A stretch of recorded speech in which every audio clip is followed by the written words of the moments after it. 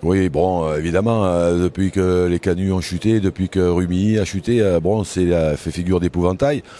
Après, voilà, ils ont fait le job dans les tête-à-tête, ils sont arrivés à en gagner 4, donc ça leur permet de gérer, de gagner une doublette, une triplette, voilà, c'est ce qui s'est passé, ils ont gagné une triplette, maintenant, une doublette, pardon, maintenant, il va falloir gagner une triplette sur deux, donc ils restent favoris maintenant.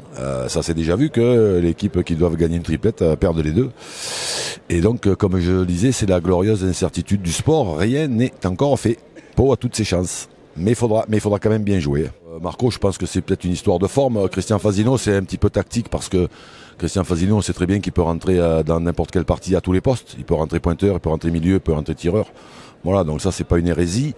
Après, ils ont effectivement un effectif qui permet ça et tout le monde ne peut pas se le permettre. Voilà, on avait l'impression de voir, je crois l'avoir dit ce matin sur la chaîne L'équipe, l'effectif du Bayern. Quand on voit rentrer les remplaçants du Bayern et qu'on voit rentrer ceux de Paris, on se demande plus pourquoi Paris n'arrive pas à franchir les huitièmes de finale. On a vu du beau spectacle parce que les terrains sont pas faciles du tout, ils sont pas faciles à pointer, ils sont pas faciles à tirer, et donc forcément les joueurs et les joueuses se sont laissés surprendre un petit peu au départ.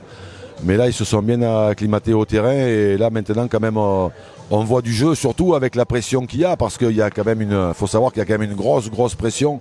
Évidemment, tous les clubs veulent gagner ce trophée.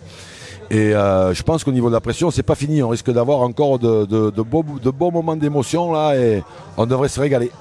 Ouais, bien sûr, c'est ça qui est bien. Alors déjà, il y a une féminine obligatoirement. Après, ça dépend des effectifs. Les jeunes, les plus anciens, ça c'est des coachs et ça dépend de l'effectif. Mais il y a effectivement possibilité de faire jouer tout le monde. Là, on a vu qu'à Pau, il y a le petit Donovan, là, Lamberger, qui apparemment aurait 21 ans. Moi, je le connaissais pas trop. Voilà, c'est donc l'avenir des Boules. Il a déjà fait partie du groupe France. De l'autre côté, il y a les vieux briscards que sont Fazino et Foyot. Voilà, c'est l'expérience. Mais aussi, il y a la jeunesse. À Lyon, il y a le petit Clément Bousquet qui est très fort. Christophe Sariot, c'est un métronome.